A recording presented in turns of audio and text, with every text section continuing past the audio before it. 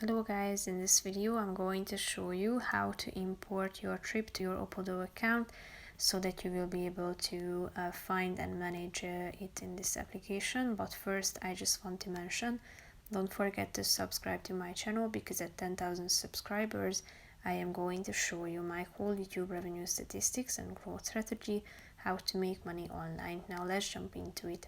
First of all, open the application on your phone.